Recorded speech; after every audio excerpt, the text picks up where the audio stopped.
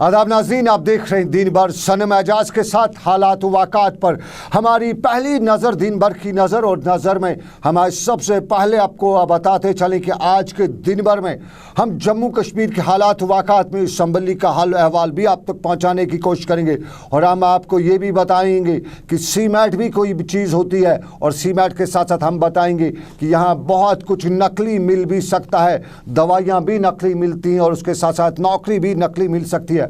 और श्रीनगर जम्मू कौमी शाहरा पर हमारी नज़र तो बराबर है, और नज़र में ये भी है कि आज जम्मू से ट्रैफिक श्रीनगर के लिए निकला था, लेकिन अभी तक कुछ देर पहले तक रामसू के सलाड मोड़ से आगे नहीं पहुंच सका है। ये सब कुछ हमारे आज के दिन भर में। लेकिन सबसे पहले रियासती असम्बली, और रियासती असम्बली का आज का इजलास भी हंगामे से ही शुरू हुआ, और पुरहंगामा इस इजलास में आज एक बड़ा खुलासा भी हुआ। और आज कश्मीरी पंडितों की वापसी का मुद्दा, और इस मुद्दे के दौरान नेशनल कॉन्फ्रेंस का आज सबसे पहले खड़ा हुई और कश्मीरी पंडितों की वापसी को लेकर सरकार को घेरने की कोशिश की।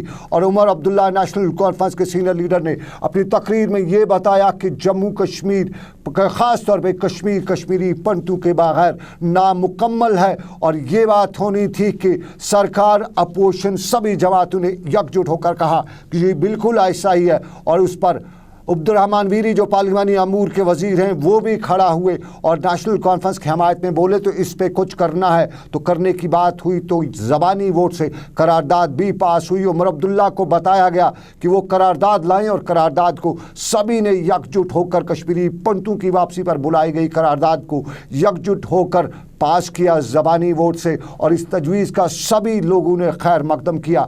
National conference, Congress, BJP, PDP, जितनी भी जमातें यहाँ असम्बली में इस चीज़ का खैर मकदम किया गया। कश्मीरी पंडितों की वापसी एक बड़ा फैसला साल 2017 के पहले महीने का। एक छोटी सी गुजारिश, आज 27 साल हो गए हैं जबकि वादी कश्मीर में से मुश्किल हालात में कश्मीरी पंडितों को छोड़ के जाना पड़ा।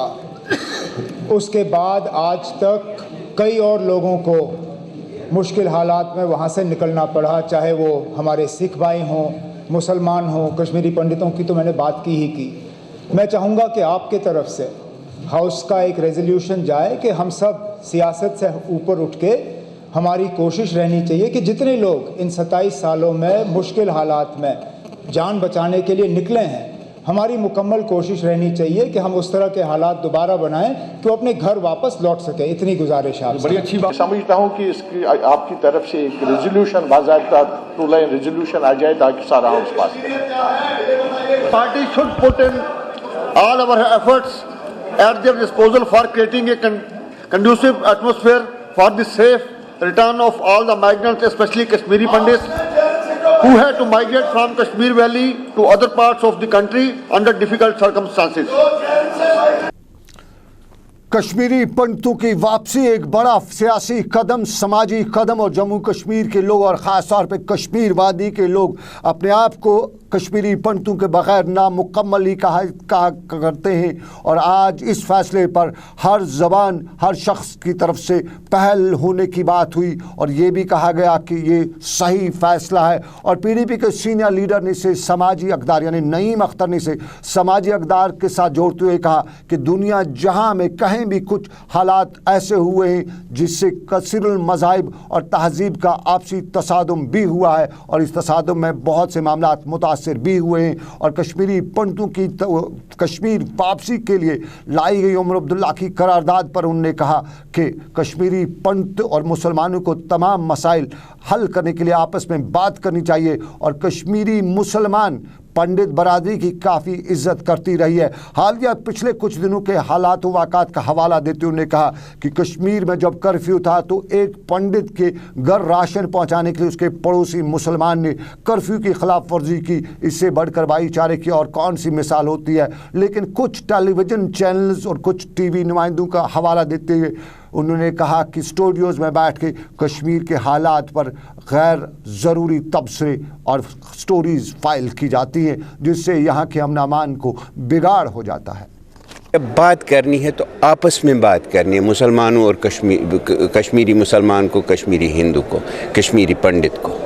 ये हमें ये जो टेलीविज़न पे नोक जोक जो हमने वो खुद साख्ता जो हमारे वहाँ पे रिप्रेजेंटेटिव्स हैं, जब हम छोटे थे तो हमें माँ बाप कहते थे कि पंडित बच्चों से सीखो कैसे बात करते हैं, लेकिन आज जो लोग उस कम्युनिटी को टेलीविज़न पे रिप्रेजेंट करते हैं वो जैसे कोई झगड़ालू किसी जैसे कोई झगड़ा कर रहे हैं। तो इसीलिए इसी तरह हमारी तरफ से भी कुछ ऐसी आवाज़ें आती हैं जो नामुनासिब हैं। तो इसलिए ज़रूरी है कि एक एटमॉस्फेयर क्रिएट किया जाए और हम लोगों को विश्वास दिलाएं कि हम भी वही हैं, आप भी वही हैं, आप थोड़ा चलें, हम थोड़ा चलें। जो यहाँ कश्मीर में रहने वाले हैं, हमारे दरवाजे आपके लिए खुले हैं, हमारे दिल आपके लिए खुले हैं, हमारे घर। चलिए, जम्मू की असम्बली में अब इस साल 2016 का सबसे बड़ा फैसला, सबसे बड़ी करारदाद अब तक की कही जा सकती है। जम्मू की असम्बली में आज और कई मामलात हुए और एक मामला मुलाजमीन के हवाले से हुआ। वज़ीर ख़जाना डॉक्टर हसीब द्राबू का ये फैसला आपको याद होगा, पिछले दिनों मुलाजमीन की 7th पे कमीशन के हवाले से उन्होंने कहा था कि ये फैसला 2018 से उन्हें मिलेगा, उनके लिए लागू होगा। लेकिन आज एक बड़ा फैसला मुलाजमीन के हवाले से भी आया और एरियर्स की जब बात हुई तो पीडीपी के senior leader MLC Khurshid Ahmed ने मामला उठाया था असेंबली में, काउंसिल में, और काउंसिल में उन्होंने सवाल उठाया था कि एरियर्स मुलाजमीन की कब से मिलेंगे। तो जवाब हसीब द्राबू का आया कि साल 2016 से। हम सीधा जम्मू चलते हैं, हमारे साथ खुर्शीद आलम फोन लाइन पर मौजूद हैं। खुर्शीद साहब, मुलाजमीन के हवाले से फैसला सरकार का डॉक्टर हसीब द्राबू का, आपका सवाल, आपकी तजवीज़ क्या था? जवाब डॉक्टर हसीब द्राबू का। मैंने कल बात करी थी, इसमें जो बजट पेश हुई है इसमें जनरलाइज बात करें तो सबसे बेहतर, आज तक की सबसे बेहतर बजट पेश की गई थी। तो इसकी तारीफ में मैं खड़ा हुआ था, जिसके हक में मैंने बात करी थी। लेकिन उसके साथ मैंने एक गुजारिश करी थी कि 6th पे कमीशन के हवाले से जो ऐलान हुआ है बहुत खुशायंद है, लेकिन जो कि सरकार की कमिटमेंट है रियासती मुलाजमीन के साथ कि इसकी इम्प्लीमेंटेशन जो है उसी वक्त से होगी जब मरकजी मुलाजमीन की तय होगी। तो मरकजी मुलाजमीन को 2016 में ये लागू हुआ है। अब वज़ीर ख़जाना ने अपनी तकरीर, अपने बजट में कहा कि 2018 से रियासती मुलाजमीन को दिया जाएगा। मेरा मुतालबा था कि इसके जो एरियर्स हैं इसका जो इफेक्ट है वो 2016 से दिया जाए और मुलाजमीन को एरियर्स वागुजार किया जाए। उनका उन्होंने आज उसका तज़किरा किया, तो इस बात का यकीन दिलाया कि 2018 लागू होने के बाद ये एरियर्स और इसके इम्प्लीमेंटेशन दोनों को लाया जाएगा और उसका ऐलान उन्होंने वहाँ पे कर दिया। चलिए, 2000 ऐलान किया मुलाजमीन के हवाले से। वजीर आला का भी और वजीर खजाना डॉक्टर हसीब द्राबू का भी इंतहाई मशकूर हूँ कि उन्होंने मेरी बात को तज़किरा किया, उसको सीरियसली लिया, संजीदगी से लिए। खुर्शीद आलम साहब, आप हमारी लाइव नशरियात में हैं। मैं एक मुद्दा आपके साथ और उठाने की इजाज़त आपसे चाहूँगा। कश्मीर में सीमैट जो एग्ज़ाम हैं उनके सेंटर जम्मू में हैं। क्या लोग यहाँ डिमांड करते हैं कि कश्मीर में सेंटर्स होने चाहिए? 28 तारीख को एग्ज़ाम है। आप ये मामला वज़ीर आला के साथ उठाएं कि ये सेंटर जो है जम्मू के बजाय श्रीनगर में रहने चाहिए। बिल्कुल, मैं इंशाल्लाह कोशिश करूंगा कि आज ही मैं उनकी नॉलेज में लाऊं, उनकी नोटिस में लाऊं। ये बात हमारी सरकार का पहले दिन से मुशाहिदा करें तो हमारे तालिब इल्मों के बारे में, हमारे नौजवानों के बारे में सरकार इंतहाई संजीदा है और उनके लिए बेहतर से बेहतर इकदाम करना है, वो सहूलियात देना चाहती है।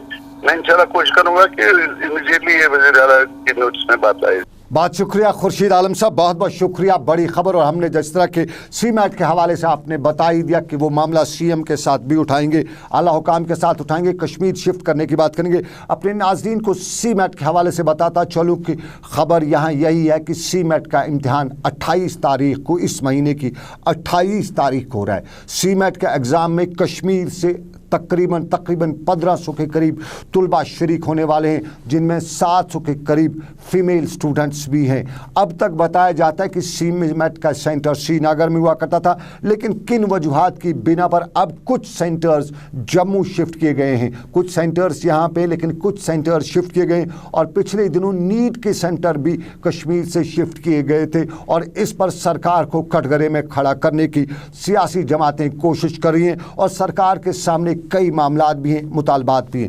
तुलबा का मुतालबा ये कि एक तो श्रीनगर जम्मू कौमी शहरा का हाल उस हाल में 28 तारीख को जम्मू पहुंचा नहीं जा सकता है।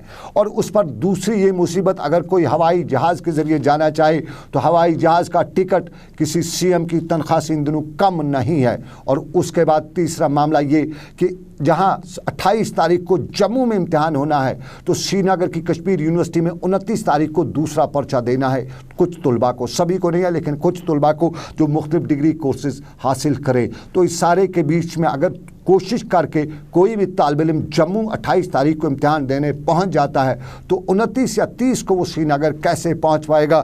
हमारे साथ दो तालिब इल्म हैं, अनीस अस्साई हमारे साथ फ़ोन लाइन पर मौजूद हैं, हमारे साथ सुमेरा जी भी हैं, दोनों तालिब इल्म हैं और इन्हें 28 तारीख को जम्मू में सीमेट का एग्ज़ाम देना है। हम दोनों से जानना चाहेंगे उनकी क्या राय है। पहले अनीस अस्साई से। अनीस, आपका क्या है मुद्दा, क्या है आपकी जो परेशानी? जी 28 तारीख को मेरा सेंटर जम्मू में है सर। जम्मू में किस जगह रखा गया है सेंटर? और आप मुझे ये भी बताओ कि आप क्या पहली बार सीमेट में अप्लाई कर रहे हो, इस अपेयर हो रहे हैं इस एग्जाम में? जी सर पहली बार अपेयर हो रहा हूँ सर। मेरा सेंटर जम्मू में पटोली 28 तारीख को आपका Patoli Institute of Management and Science college का नाम है वहाँ के। तो यहाँ पे जो लोग हैं, कितने लोगों का लगभग सेंटर जो है वो जम्मू में है? मैक्सिमम तो वहीं पे है, मिनिमम कुछ बच्चे जो मतलब गिने चुने बच्चे हैं जिनका सेंटर यहाँ पे है सर। ये बेटा नेशनल लेवल का टेस्ट है अनीस, नेशनल लेवल का है। इसकी सारी प्रोसेस दिल्ली में होती है। तो जो वेबसाइट वगैरह जो उस पर थी, जब आपने फॉर्म भरा तो आपने देखा नहीं वहाँ पे कि आपका सेंटर कहाँ पे रहेगा? वो तो हमने उसमें तो पहले ही लिखा होता है आपको सेंटर कहाँ पे चाहते हैं, वहाँ पे 3 प्रेफरेंस होनी रहती है। एक तो श्रीनगर हमने रखी, दूसरी हमने जम्मू रखी, तीसरी हमने दिल्ली रखी। मगर मैक्सिमम बच्चों का जम्मू में ही है। ये थोड़ा सा आपसे मैं कंफर्म, अगर आपकी नॉलेज में ये हो, क्या यहाँ जो सेंटर्स हैं वहाँ आउटसाइड स्टेट से कुछ स्टूडेंट्स के सेंटर्स तो नहीं रखे गए हैं? नहीं, उतना तो पता नहीं है सर। खाली हमें इतना पता है अगर हम किसी कॉलेज में पढ़ रहे हैं, वहाँ पे अगर 60 या 100 बच्चे पढ़ रहे हैं, वहाँ पे 2 या 3 बच्चों को यहाँ पे मैक्सिमम बाहर ही है। ये और एक बात मैं जानना चाहूंगा, 28 तारीख को आपका एग्जाम है, आप क्या चाहते हैं? जी सर, हम चाहते हैं 28 तारीख को हमारा सीमेट का पेपर है। हम बीजी फाइनल ईयर के स्टूडेंट्स हैं, हमारा 30th को क्यूटी पेपर हो रहे हैं सर। हम चाहते हैं ये पीछे हो जाए सर, ताकि हम आराम से 28 तारीख को पेपर दे सके बिना किसी टेंशन के। ऊपर से यहाँ की वेदर कंडीशन भी खराब है सर। नेशनल हाईवे बोल रहे हैं बंद हो जाएगा, वो भी प्रॉब्लम हो रही है जाने की। शुक्रिया अनीस। जैसा कि मैंने पहले ही बताया कि सुमेरा भी हमारे साथ फ़ोन लाइन पर मौजूद है। सुमेरा एक तालिबा है और इसका भी एग्ज़ाम है सीमेट का, और ये भी परेशान है। अपने नाजरीन को मैं ये बताना चाहूँगा कि आज दिन भर हमारे बहुत से तलबा ने, उनके वालिदैन ने हमें लगातार यही गुजारिश की कि वो मामला सीएम तक पहुँचाएँ, और हम बराबर कोशिश में लगे हुए हैं। नईम अख्तर साहब भी हमारे साथ इस वक्त राब्ते में हैं, हम उनसे भी ये जानना चाहेंगे। पहले सुमेरा से। सुमेरा, आपकी क्या है परेशानी, क्या है आपकी राय? देखिए, मैं बीसीए फाइनल ईयर की स्टूडेंट हूँ। तो जैसे कि हमारा एग्जाम चल रहा है इस टाइम, हमारा परसों एग्जाम है, सैटरडे को 25 को भी हमारा पेपर है और 1 फरवरी को भी। यहाँ से इन्होंने 28 को सीमेट रखा है इन्होंने जम्मू में सेंटर, जो आज पहली बार हुआ। हमेशा श्रीनगर में होता था, आज उन्होंने पहली बार रखा। हमें बहुत बड़ी परेशानी हो रही है, हम कैसे जाएंगे, कब जाएंगे, वापस कैसे आएंगे, और हम अपना फाइनल ईयर का एग्जाम कैसे देंगे, ये तो हमारे लिए बहुत बड़ी प्रॉब्लम है। सुमेरा, जब आपने फॉर्म वगैरह भरा, वहाँ पे सेंटर ऑप्शन होता है, आपने कौन सा सेंटर दिया था? जी श्रीनगर रखा था, पहला ऑप्शन श्रीनगर। अच्छा, ये आपने दूसरा ऑप्शन जम्मू दिया था? जी, लेकिन हर बार हमारा जो स्टूडेंट का सीमेट होता है वो जो श्रीनगर में ही होता है, श्रीनगर के स्टूडेंट्स को जी। तो इस बार ये पहली बार हुआ है कि जम्मू में रखा गया है, पता नहीं क्यों। एक जम्मू में रखेगा, और उसके साथ आपका कौन सा क्लैश आ रहा है, कौन सा एग्जाम आपका और हो रहा है, ये बताइए थोड़ा सा। हमारा एग्जाम चल रहा है इस टाइम बीसीए फाइनल ईयर का, फाइनल ईयर के स्टूडेंट्स का। तो हमारा पेपर है 25 को भी है, 1 फरवरी को भी है। तो हम अगर हमारा श्रीनगर में होता सेंटर तो हम आराम से एग्जाम देते प्रॉब्लम के बगैर, लेकिन अब हम कैसे जाएंगे? यहाँ से रोड भी बंद है, यहाँ से टिकट्स का भी अभी कंफर्मेशन नहीं मिल रहा है। तो हम कैसे जाएं, कैसे आए, और हम फाइनल ईयर का एग्जाम कैसे दें? वो बहुत बड़ी प्रॉब्लम है हमारे लिए। चलिए, सीमेट का इम्तिहान और सीमेट के इम्तिहान में तलबा परेशान। 28 तारीख को जम्मू में इम्तिहान। नईम अख्तर जो रियासत के वज़ीर तालीम भी हैं, उनसे सीधा हमारे साथ राब्ते में। नईम साहब, खुशामदीद कहूँगा आपसे। सीमेट का इम्तिहान और इस इम्तिहान पर लोग परेशान, तलबा परेशान। श्रीनगर का सेंटर शिफ्ट जम्मू कराया गया है और सबसे बड़ी बात ये कि यहाँ पे 30 तारीख को, 1 को, 28 को कश्मीर यूनिवर्सिटी के इम्तिहान हैं। क्लैश हो रहे, या तलबा को सीमेट का इम्तिहान देना है तो तभी वो सिर्फ सीमेट का तो यूनिवर्सिटी के इम्तिहान नहीं दिए जा सकेंगे, और अगर यूनिवर्सिटी के इम्तिहान देने हैं तो सीमेट का इम्तिहान नहीं दिया जा सकेगा। ये क्या मामला है, क्यों जम्मू शिफ्ट किया गया है सारा सेंटर यहाँ से? आई एम सॉरी सनम साहब, ये मैं आपकी जुबानी सुन रहा हूँ, तो मैं कल किसी से बात करके इंशाल्लाह कोशिश करेंगे कि हम श्रीनगर में ये सेंटर एस्टैब्लिश कर सकें। सर, दूसरा मुद्दा, डॉक्टर हसीब द्राबू ने मुलाजमीन को बताया था कि 2018 से उन्हें 7th पे कमीशन मिलेगा, लेकिन आज उनका जो तकरीर हुई उस पर अपनी असम्बली में उन्होंने कहा कि 2016 से इफेक्ट रहेगा। आपकी सरकार इस पोजीशन में है कि वो एरियर्स वगैरह 2016 के दे सके? जाहिर है, अगर हमारे वजीर खजाना साहब ने ऐलान किया है तो बहुत अच्छा है, उसमें कोई शक व शुबे की गुंजाइश ही नहीं। तो आप इस कदम को क्या मानते हैं? ये तो बहुत ही जबरदस्त इकदाम है। बहुत शुक्रिया नईम साहब, बहुत बहुत शुक्रिया नईम अख्तर साहब हमारे साथ जानकारी शेयर करने के लिए। और नईम अख्तर साहब ने जिस तरह कहा कि कल वो मामले पे गौर खोज करेंगे। 28 तारीख की हमने बहुत कोशिश की थी कि और क्वार्टर्स तक आपकी ये आवाज़, तलबा की आवाज़ पहुँचाएँ, और ये तलबा की आवाज़ हमें लगातार दिन भर तलबा हमारे साथ बहुत ज़्यादा परेशानी अपनी शेयर कर रहे थे। कुछ तालिबात हमारे साथ फ़ोन्स के साथ साथ हमारे ऑफिस तक पहुँची थी और बहुत ज़्यादा आइजी में बता रही थी कि ये मामला जो है CM तक पहुँचाएँ, क्योंकि मामला तलबा के फ्यूचर के साथ है और हमारी भी ये जिम्मेदारी बनती है कि अगर कोई मामला है तो वो आला हुकाम तक पहुंचाने की हम कोशिश करें। कश्मीर यूनिवर्सिटी में हमने बात करना चाही थी, कम से कम कश्मीर यूनिवर्सिटी इन तलबा का जो कश्मीर यूनिवर्सिटी इम्तिहान ले रही है, अगर सीमेट का इम्तिहान पोस्टपोन नहीं होता है या कुछ सरकार को अड़चन आती है, हमें उम्मीद है कि सरकार कोई भी अड़चन को दूर करेगी, लेकिन अगर वो हो नहीं सकता है तो कश्मीर यूनिवर्सिटी तो कहीं न कहीं प्रो कश्मीर या प्रो स्टूडेंट्स अपना एटीट्यूड दिखा सकती है। लेकिन कश्मीर यूनिवर्सिटी में खबर यही कि 29 तारीख तक छुट्टियां, तो इसलिए कश्मीर यूनिवर्सिटी का कोई भी आला अहदेदार हमारे साथ कोई भी बात शेयर करने पर राज़ी नहीं हुआ। हमने बड़ी कोशिश की थी कश्मीर यूनिवर्सिटी के VC से रब्ता कायम करने की, और हमारे खबर ये भी मिली है कि वहाँ के PROs जो है वो हमारी सहाफ़ती बरादरी से हमारे अच्छे दोस्तों में से हैं, वो वहाँ गए, लेकिन माजरत खा हूँ उन्होंने भी हमारे फ़ोन या दूसरी चीज़ों का रिस्पॉन्स नहीं दिया। लेकिन कश्मीर यूनिवर्सिटी के आला हुकाम से गुजारिश कि अगर जम्मू में सीमेट का इम्तिहान तलबा को देना ही पड़ेगा तो कहीं ना कहीं आपकी भी जिम्मेदारी बनती है, आपके भी आसपास के लोग जो हैं वो सीमेट, आप भी कुछ डिग्री हासिल करके ही यहाँ पहुँचे हैं, तो आप इन मामलात पर नज़र रखें। और मामलात जम्मू कश्मीर ख़ास तौर पे कश्मीर वादी के तलबा के इस वक्त बहुत ज़्यादा संगीन हैं, ख़राब हो रहे हैं, लेकिन तलबा के साथ और भी परेशानियाँ और भी नाइंसाफ़ियाँ। तो हम आपको आपके टेलीविज़न स्क्रीन पर ये दस्तावेज़ दिखाते हैं। ये एक लिस्ट है और ये हम मुआज़रत से, बिल्कुल मुआज़रत से, हम मुअज़्ज़ज़ अदालत से माफ़ी मांगते हुए तस्वीर आपको दिखा रहे हैं। और ये तस्वीर के ये जो ऑर्डर है ये हमें बताया जाता है, या जो कुछ इस पर लिखा हुआ है ये हमारी एक अदालत हैं। और मामला कुछ यूं है कि पिछले साल 2 साल पहले श्रीनगर में जूनियर असिस्टेंट्स की असामियां पूरी करनी थी मुअज़्ज़ज़ अदालत को, उसके लिए बाज़ाब्ता तौर पे नोटिफिकेशन निकली, नोटिफिकेशन के साथ साथ इंटरव्यूज़ हुए और उसके बाद रिटर्न भी हुआ, जो कुछ भी फॉर्मेलिटीज़ थी वो हुई, लेकिन कहीं न कहीं प्रॉब्लम्स बीच में आ गई तो रिज़ल्ट आउट नहीं हो सका। लेकिन कुछ तलबा को ये जो असनाद हैं, ये ऑर्डर्स हैं, ये पहुँचे हैं और थ्रू स्पीड पोस्ट उनके घर पहुँचे हैं। जब ये ऑर्डर्स उनके पास पहुँचे, घर पहुँचे, तो उन्हें मुतलका जगहों पे जो कुछ भी इस ऑर्डर में लिखा था वहाँ वो ज्वाइन करने के लिए गए। बड़ी खुशी हुई कि ये ऑर्डर हमें घर पहुँचा है, और ये ऑर्डर अब घर पहुँचने के बाद अब वो बाज़ाब्ता तौर पे मुअज़्ज़ज़ अदालत में, अदलिया में काम करेंगे और अपना जो दिन है वो अच्छा गुजारेंगे। लेकिन अब हमारे पास शिकायत कुछ यूँ पहुँची है कि इन तलबा को वहाँ ज्वाइन नहीं करने दिया गया और बताया गया कि ये जो ऑर्डर है ये जाली है। अब मुअज़्ज़ज़ अदालत से माफ़ी से मैं ये बात कहना चाहूँगा, मैं बिल्कुल कंटेम्प्ट ऑफ कोर्ट नहीं कर रहा हूँ, बल्कि बेमाफ़ी लेते हुए उनसे ये कहना चाहूँगा कि अगर ये ऑर्डर जाली है तो इसकी तहकीकात होनी चाहिए। एक ऐसा ही तालिब इल्म वसीम हमारे साथ मौजूद है, तालिब इल्म नहीं बल्कि जिसे ये ऑर्डर मिला है, और वसीम ने बाज़ाब्ता तौर पर इंटरव्यू भी दिया था इस पोस्ट के लिए और उसके साथ साथ उसने रिटर्न भी दिया था। लेकिन वसीम को ये हुआ कि वसीम के कहने के मुताबिक उसको पहले लगा कि वो क्वालिफाई नहीं कर सका है, क्योंकि कुछ नोटिफिकेशन वगैरह ऐसी आई थी, लिस्ट आया था, उसमें क्वालिफाई। अब उसके पास घर उसके ये स्पीड पोस्ट के ज़रिए ऑर्डर पहुँचा है, और जब वो ऑर्डर लेके मुतलका हुकाम के पास, ऑफिस के पास पहुँचा तो वहाँ उन्हें बताया गया कि ऑर्डर जाली है। ज़रा वसीम की बात हम आप तक पहुँचाते हैं और उसके बाद हम दूसरे मामलात पर नज़र रखेंगे।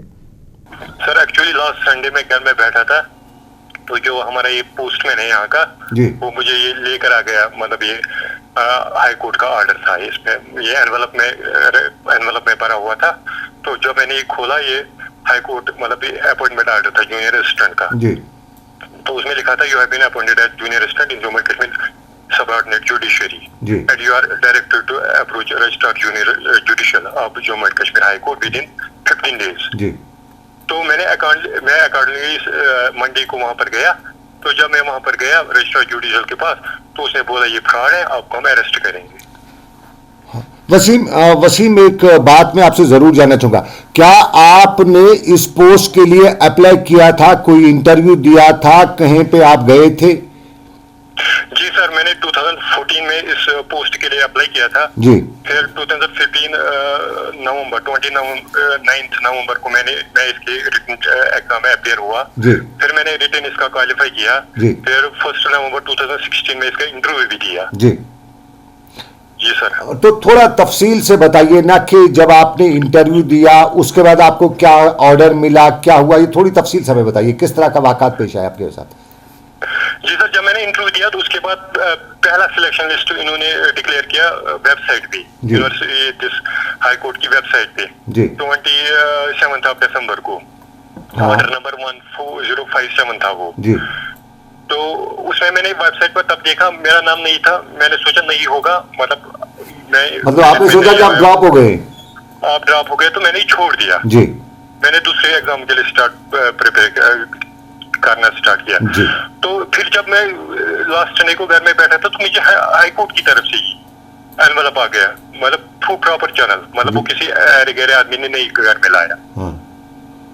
तो वो थ्रू प्रॉपर चैनल मेरे घर में आ गया। तो उसमें लिखा था कि आप मतलब आप अप्रोच कीजिए रजिस्ट्रार जुडिशियल जो है हाई कोर्ट के, उसके पास जाइए। तो जब मैं नेक्स्ट डे वहां पर गया तो उन्होंने बोला कि आपको हम अरेस्ट करेंगे।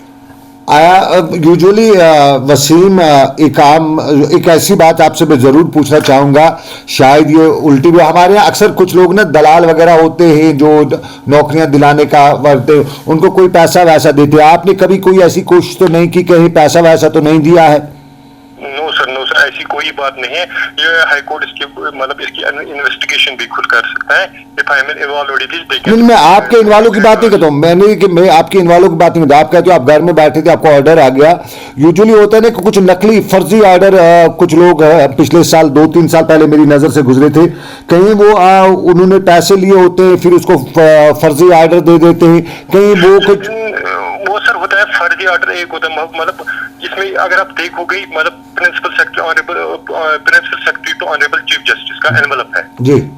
मतलब ये कहाँ से, मतलब ये तो हाई कोर्ट की स्टेशनरी है, ये अवेलेबल मतलब उसके ऑफिस के बाहर के भी मतलब कहीं नहीं होगी। अच्छा, ये जो लिस्ट मिला है इसमें करीबन 20-22 लड़कों का नाम है जो लिस्ट है, दूसरे लड़कों अराउंड अबाउट 18 है, हाँ। 19। तो ये जो 19 लड़के हैं ये बाकी भी गए थे वहां ज्वाइन वगैरह करने के लिए? वो मुझसे पहले ही गए थे, मैं ही शायद सबसे लास्ट में गया था। तो उनको क्या बोला गया वहां पे? उनको भी यही बोला गया है कि आपको हम अरेस्ट करेंगे, आपने फ्रॉड किया, आपने यहाँ पर पैसे दिए। वो खुद एक्सेप्ट करते हैं कि यहाँ पर पैसे भी होते, मतलब इसके लिए। अच्छा, तो आपने इस पे कहीं बात की और वगैरह कहीं पे किसी पुलिस स्टेशन या अपने पेरेंट्स को बताया क्या हुआ आपके साथ? मैंने मतलब इससे पहले जो मुझसे पहले एक लड़का गया था वो भी इस लिस्ट में है, वो जब उनके पास गया था रजिस्टर्ड जुडिशियल के पास, तो उसने मुझे बोला कि उन्होंने वहाँ पर बुलाया एसएचओ जो कंसर्न पुलिस स्टेशन है उनका, उसको बुलाया वहाँ पर, लेकिन एसएचओ ने उनको बता दिया कि इनकी क्या गलती है। नहीं, आपकी अपॉइंटमेंट ऑर्डर घर आ गया है, तो ये इन्होंने मतलब प्रोसीजर वाले ये आ गए हैं ज्वाइन करने। चलिए, आर्डर जाली है या असली है, ये मामला हमने मुअज़्ज़ज़ अदालत से बिल्कुल माफ़ी मांगते हुए उनसे अपील की कि हमें इसमें मुअज़्ज़ज़ अदालत के ख़िलाफ़ कोई बात नहीं, बल्कि हम चाहते हैं कि इस मामले की इंक्वायरी होनी चाहिए कि अगर बाज़ाब्ता तौर पे अदालत का ये हुक्मनामा है तो ये जाली कैसे हो गया। अदालत से गुजारिश, रिक्वेस्ट कि इस मामले की तहकीकात होनी चाहिए। लेकिन और मामलों में हम चलते हैं हाजिन बांडीपोरा की आपको ख़बर ज़रूरी बताना चाहेंगे कि आज सुबह यहाँ पर फ़ौज और मिलिटेंटों के दरमियान एक तसादुम के दौरान फ़ौज ने एक मिलिटेंट को हलाक करने का दावा करते हुए बताया कि फ़ौज को इत्तला मिली थी कि हाजिन के परे मोहल्ला में कुछ मिलिटेंट मौजूद हैं और उसके बाद यहाँ पर दोनों के दरमियान झड़प हुई और झड़प में अबू मुसायब नामी एक मिलिटेंट मारा गया। झड़प में पुलिस का एक एहलकार भी ज़ख्मी हुआ और फ़ौज ने यहाँ से एक AK-47 राइफ़ल और उसके साथ साथ कुछ गोला बारूद भी जब्त करने का दावा किया गया। लेकिन इस मामले में अबू मुसायब के बारे में कुछ खबर एजेंसियों के हवाले से ये खबर भी आ रही है कि ये पाकिस्तान, ये जो अबू मुसायब है ये ज़कीउर्रहमान लखवी का भतीजा भी है और कुछ मीडिया खबरों के मुताबिक और उसके साथ साथ कुछ एजेंसीज की खबरों के मुताबिक रियासती पुलिस सरबराह SP वेद ने इसकी तस्दीक करते हुए बताया है कि मुसायब जो मिलिटेंट आज हमारा गया वो ज़कीउर्रहमान लखवी का भतीजा भी है। जम्मू के रियासी इलाके में आज एक दिलदोज सड़क हादसे में 3 अफराद की मौत और 12 अफराद ज़ख्मी हुए हैं। यह हादसा आज उस वक्त पेश आया जब पारस के मुकाम पर डंगा से रियासी की तरफ जारी एक सोमो गाड़ी ड्राइवर के काबू से बाहर होकर एक गहरी खाई में जा गिरी, जिसके नतीजे में 3 अफराद की मौत मौके पर ही हुई जबकि दूसरे 12 लोग ज़ख्मी हुए जिन्हें इलाज मुआवजे के लिए जम्मू के मेडिकल कॉलेज पहुँचाया गया। हादसे की वजह यहाँ ओवरलोडिंग बताई जाती है और कुछ लोगों का ये भी कहना है कि सोमो में कुछ जिस वक्त हादसा पेश आया इसमें 15 से ज़ायद अफराद सवार थे। अब खुद अंदाज़ा कीजिए कि सोमो गाड़ी में 3 आगे 2 ही होते हैं, लेकिन 3 कभी कभी ड्राइवर रख लेता है, उसके साथ 3 पीछे और 4 उसके पीछे, 7 2 9 लोग जिस सोमे में हों उसमें 15 से ज़्यादा लोग जब भरे हों तो उस गाड़ी का क्या हाल होगा, हादसे की वजह क्या हो सकती है ये तो ऊपर वाले ही जानता है। लेकिन मुकामी लोग कहते हैं कि हादसा ओवरलोडिंग की वजह से हुआ।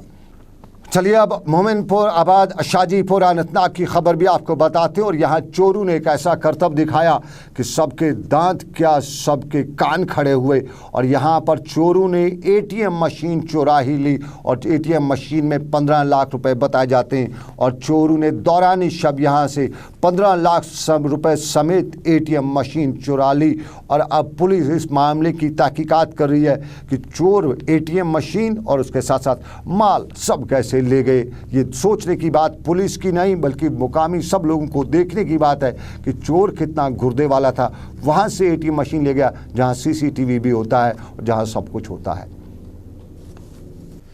और चलिए नाज़रीन, आखिर पे हम आपको ये भी बताते चलें कि 2014 में पुलिस में वायरलेस ऑपरेटरों की खाली असामियों को भर्ती मुहिम में हिस्सा लेने वाले उम्मीदवारों ने आज श्रीनगर की प्रेस कॉलोनी में एहतजाजी मुजाहरा किया। मुजाहिरीन सिलेक्शन लिस्ट मुश्तहर करने का मुतालबा कर रहे थे और इस सिलसिले में रियासती पुलिस सरबराह डॉक्टर वेद समेत रियासती वज़ीर आला महबूबा मुफ्ती से अपील भी कर रहे थे। और वायरलेस ऑपरेटर्स पिछले कई दिनों से वह श्रीनगर की प्रेस कॉलोनी में मुजाहरा कर रहे हैं और ये बता रहे हैं कि उन्हें उम्मीद है कि पुलिस डिपार्टमेंट JNK वो वायरलेस लिस्ट मुश्तहर करेगी और जो इसमें सिलेक्ट होगा वो नौकरी करेगा, पुलिस में नौकरी करेगा, वायरलेस ऑपरेटर की नौकरी करेगा। जो नहीं होगा वो अपने काम में टेंशन में नहीं रहेगा, कोई और जगह देख लेगा। लेकिन हम आपको बताते चलें कल श्रीनगर जम्मू शाहरा के हाल से हमने बताया था कि जम्मू में दरमांदा कश्मीरी मुसाफिर बहुत परेशान है और उसी के पस मंज़र में जम्मू के बस स्टैंड में जम्मू कश्मीर पुलिस ने लंगर का एहतमाम किया और ट्रैफिक पुलिस जम्मू ने शाहरा बंद रहने की वजह से जम्मू में दरमांदा मुसाफिरों के लिए खाने पीने का माकूल इंतज़ाम कर रखा है, लंगर लगाया गया है और लंगर में मुसाफिरों को बड़ी तादाद में खाना खिलाया जाता है। और हम आपको ये भी बताते चलें कि श्रीनगर जम्मू शाहरा इसका हाल अहवाल। आज जम्मू से गाड़ियों को श्रीनगर आने की इजाज़त थी, लेकिन सलाड के मुकाम पर एक लैंडस्लाइड की वजह से पूरा दिन वहाँ पे ट्रैफिक जैम रहा। सुबह 7 बजे जो लोग जम्मू से निकले थे वो रामबन अभी कुछ देर पहले तक पहुँचे थे, और ट्रैफिक के कुछ हुकाम ने हमें बताया कि सिचुएशन थोड़ा सा जम्मू श्रीनगर शाहराह पर टेंस भी है, जैम है, और सलाड के मुकाम पर आई जो लैंडस्लाइडिंग है उसकी वजह से उन्हें काफ़ी दिक्कतों का सामना भी करना पड़ रहा है। नेशनल हाईवे को थ्रू करने की कोशिश की जा रही है, 1:30 बजे भी थ्रू करने की कोशिश की गई थी, लेकिन हालात मामलात ये हैं कि अभी पूरी तरह से थ्रू नहीं हो चुकी है। और जम्मू से अगर आज रात का पूरा ट्रांसपोर्ट श्रीनगर पहुंच जाता है तो कल फिर श्रीनगर से जम्मू की तरफ गाड़ियों को जाने की इजाज़त होगी। लेकिन उससे पहले पुलिस हुकाम और ट्रैफिक हुकाम ने ख़ास तौर पे लोगों से अपील की है कि शाहराह पर सफ़र करने से पहले वो श्रीनगर जम्मू कौमी शाहराह का हाल नज़दीकी ट्रैफिक कंट्रोल रूम से रब्ता करके जाने और उसके बाद ही सफ़र पर और इस शाहराह पर सफ़र करें। और आपको ये भी बताते चलूँ कि यहाँ पे सोनम लोट्स के कैलेंडर के मुताबिक कल और परसों बर्फ़ भी पड़ सकती है, और इसलिए मौसम कश्मीर की इस कश्मीर में अब की बार की ये तीसरी बर्फ़ होगी। और अगर जिस तरह सोनम लोट्स ने बताया है कि ज़ोर की बर्फ़ हो सकेगी, और आज दिन का मौसम आपको पता है कि वही रोने वाला मौसम, अब्र आलूदा मौसम, और इस मौसम में ठंड की वजह से आम कश्मीरी परेशान दिन भर और बिजली का बहरान उस पर। और ये था हमारा आज का दिन भर। आज के दिन भर से बस इतना ही। अपने मेज़बान सनम एजाज को इस वादे के साथ दीजिए इजाज़त, गर खुदा लाया फिर करेंगे आपसे मुलाकात। आप रखिएगा अपना ख्याल, दुआओं में हम सबको रखिएगा याद। अल्लाह आपका मेरा सबका निगहबान हो। अल्लाह हाफिज़।